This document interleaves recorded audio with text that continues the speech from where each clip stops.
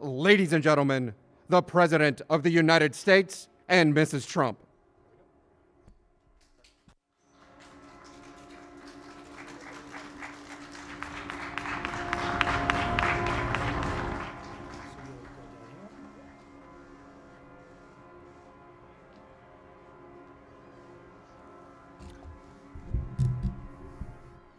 Thank you very much, please.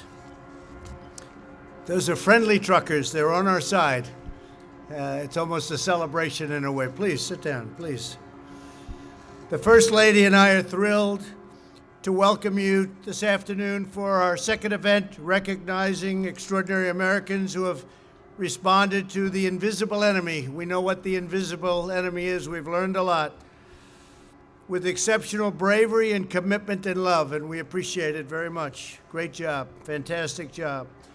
In the midst of this pandemic, our nation has been united in grief and in prayer for the precious lives that have been lost. We've also come together in awe and admiration for the heroism and patriotism that we're witnessing all across our country. Here with us today is Amy Ford, a nurse of 17 years, from Williamson, West Virginia, great state. Where is Amy? Hi, Amy. Weeks ago, after telling her children she loved them, Amy got on a plane for the first time in her life and traveled to New York to help. For the past 42 days, she's been working 12-hour shifts in the intensive care units of Kings County Hospital Center in Brooklyn. I know it well. I know that building well. I passed it many, many times.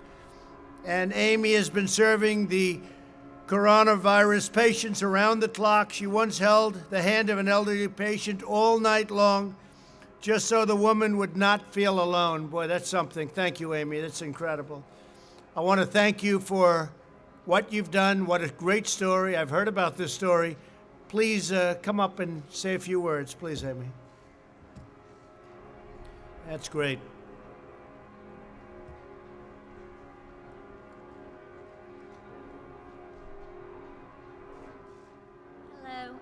I want to thank you for having me here today.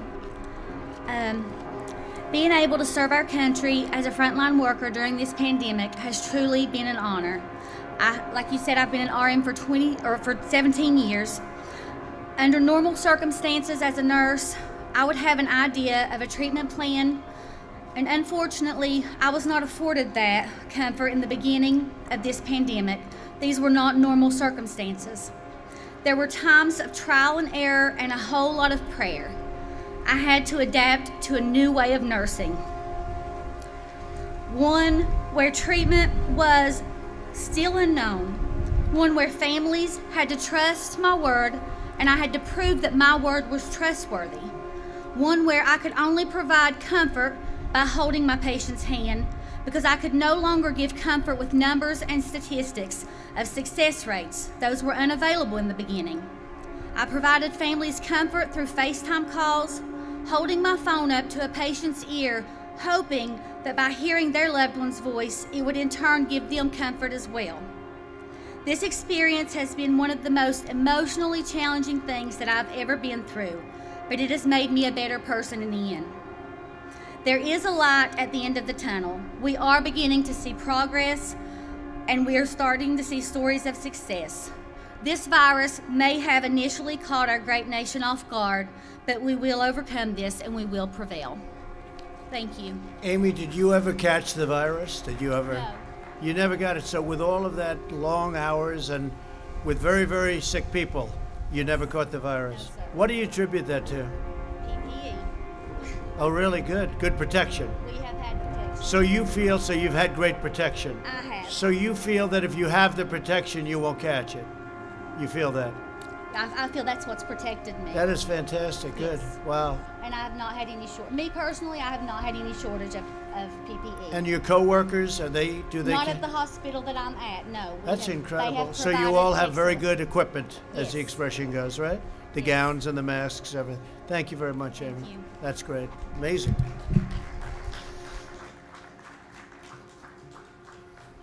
It's a great story. Also with us is Ben Ross, the co-founder of a small custom tie business called Brackish Bow Ties in Charleston, South Carolina. Great place. Ben has also, with his team, has shifted to producing protective masks for medical workers, and he's done it completely free of charge. That's fantastic. As Ben says, we've pushed the gas pedal down, and we haven't let up. So Brackish Bow Ties has donated more than 2,000 masks to 31 medical facilities in 10 states. And Ben's also been able to keep all 48 of his employees on the payroll thanks to the Paycheck Protection Program. Great, Ben. Could you come up and say a few words? I can tell it's you by the tie. I assume that's the man I'm talking about. Thanks, Ben.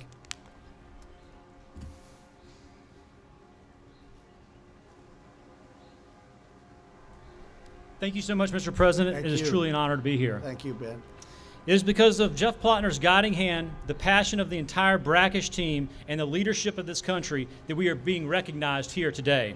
I am humbled to be in this garden today with such an amazing group of individuals making such a difference during these unprecedented times. Congratulations to you all, and thanks so much for all y'all are doing. I have no doubt that the United States of America will soar above this and come out stronger and more grateful for family, friends, community, and this nation, because we all know we're all in this together, and only together will we be able to curb coronavirus. Thank you. Thank you. Great job. Thank you very much. Thank you, sir.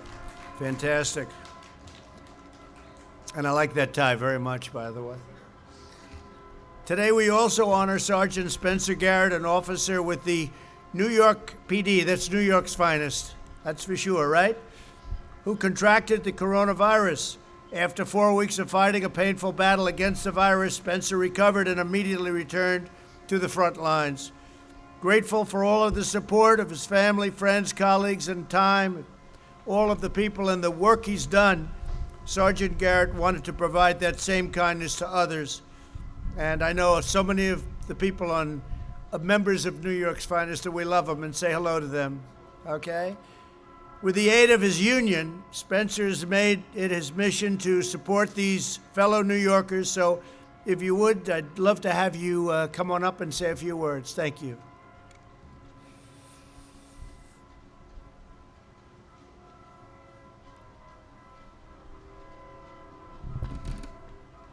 Good afternoon. First, I'd like to start by thanking President Trump and the First Lady for their unwavering support of the NYPD. Thank you. As one of your hometown cops, I thank you for your leadership during these uncertain times. On March 29th, I tested positive for COVID-19. Breaking the news to my parents, Janet and James, my brothers, Lee and Sam, and to my 8-year-old daughter, Liana, was downright scary. I saw the fear in their eyes. I looked at my daughter, and I assured her Daddy wasn't going anywhere.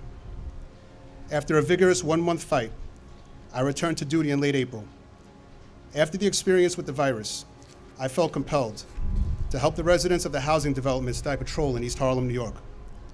We are all in this fight together. Almost 6,000 uniformed and civilian members of the NYPD contracted COVID-19. Unfortunately, some of those members didn't make it home to their loved ones. Handing out N95 masks and engaging in important dialogue by educating the residents that not only do not have support and access to PPE hit close to home for me, excuse me. I'm honored to be here. I'm honored to be an NYPD sergeant, and most of all, I'm honored to be an American. God bless police officers, first responders, and all of the frontline workers around the country. Thank you. So how was that? You went through that process, and it took quite a while? It took longer than you would have thought? It took almost 4 weeks, sir. And what was it, just complications? Complications, I'm an asthmatic, so it was a little more difficult for me. Oh, I see. And took a little extra care, but my daughter was there for me. She helped me out a lot, and she's my hero. That's fantastic. Thank you. You're my hero. Thank you, sir. Thank you. Say hello to everybody. I will. Thank you. Great. We're also joined by 3 terrific Girl Scouts, Lauren, Sareva, and Layla of the Girl Scout Troop 744 from Elk Ridge, Maryland, along with their troop leader, Megan Langley. Thank you very much. That's great. That's really great. These amazing 10-year-olds have donated 100 boxes of Girl Scout cookies to local firefighters, doctors, and nurses, and have spent approximately 200 personalized cards to healthcare workers all over. And they're going to do a lot more. Their ambition is to do a lot more And I think, Layla, you're going to come up and you're going to speak. Why don't you all go up and stand, and maybe, Layla, you say a few words. That'd be great. Thank you very much. Please. That's great. Thank you.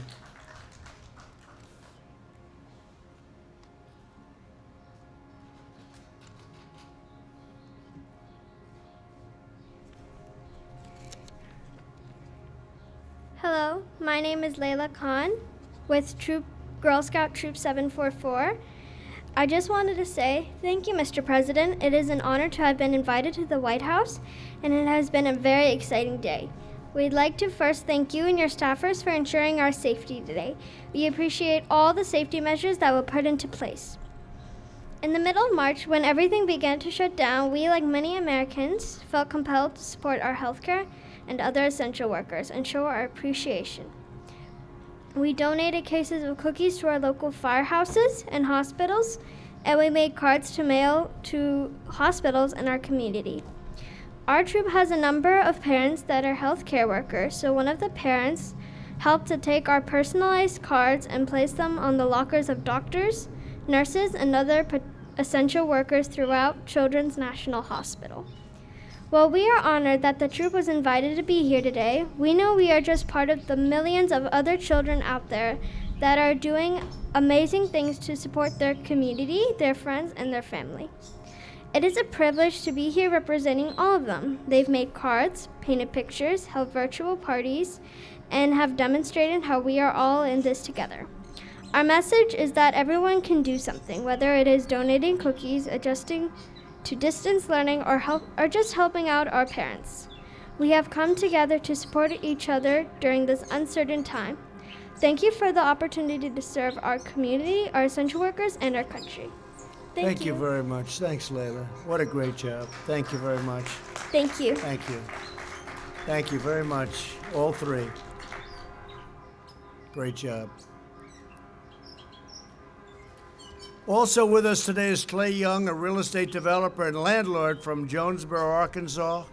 That's a fantastic place. In March, one of Clay's small business tenants informed him that they were concerned that they would be unable to afford the rent. He immediately took the tenant's rent check, ripped it up, and then waived April's rent as well. Clay had only one condition. He said to his tenant, "Take care of your family and pay your employees. Just take care of those employees, please. We'll get through this together." And that's what's happening. Clay then told 11 more small business tenants that he'd waive their rent payments as well. With the help of PPP loans, many reopened the doors this week. They just reopened. So, Clay, I want to thank you very much on behalf of all of us in this country. And if you'd come up and say a few words, that's a great thing. Thank you, Clay.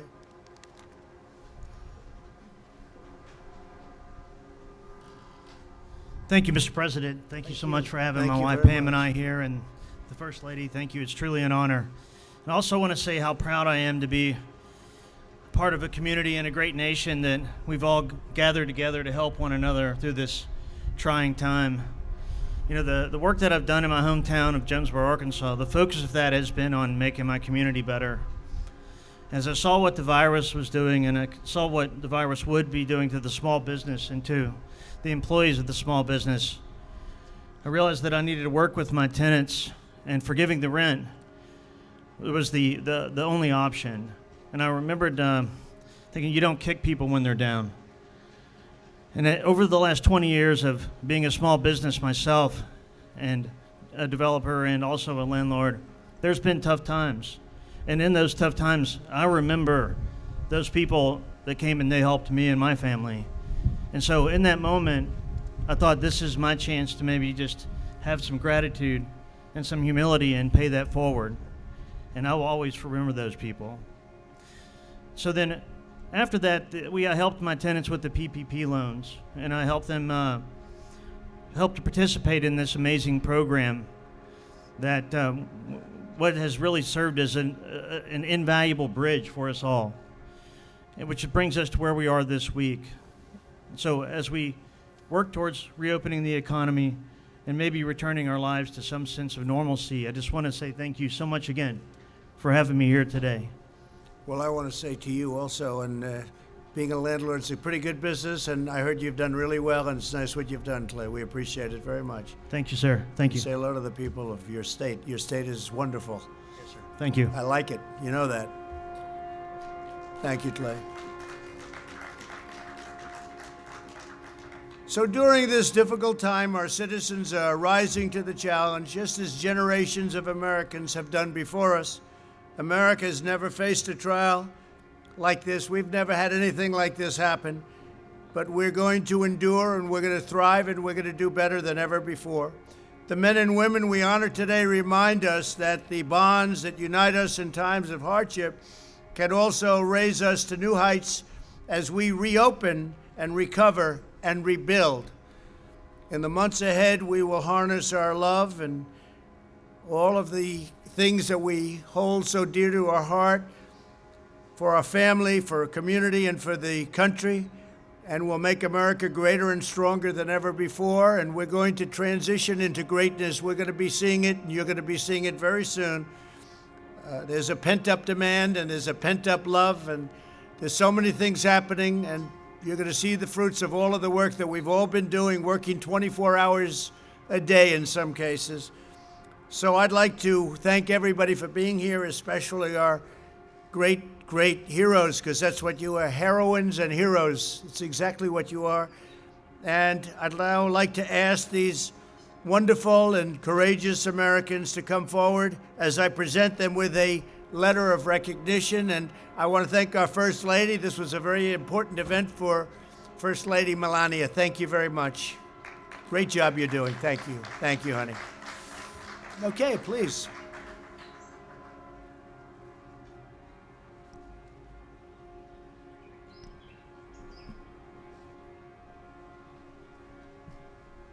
Amy Ford.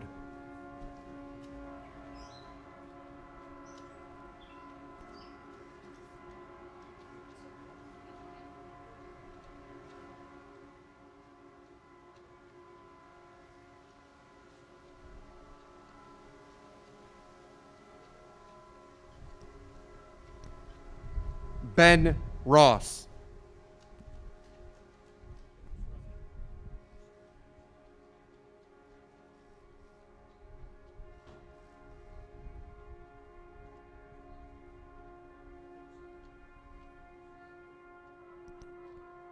Sergeant Spencer Garrett.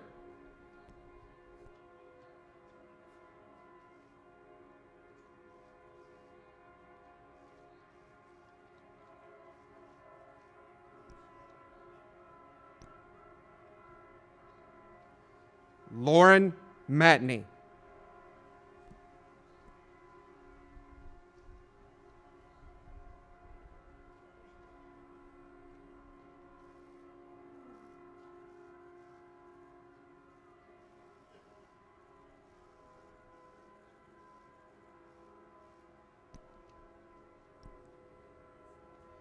Shravya Annapareddy.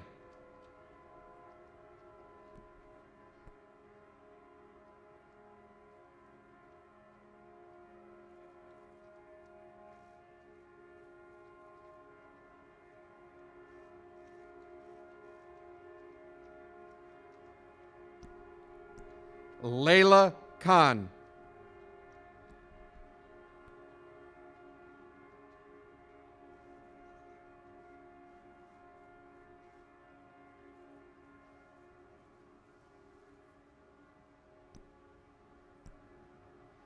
Clay Young.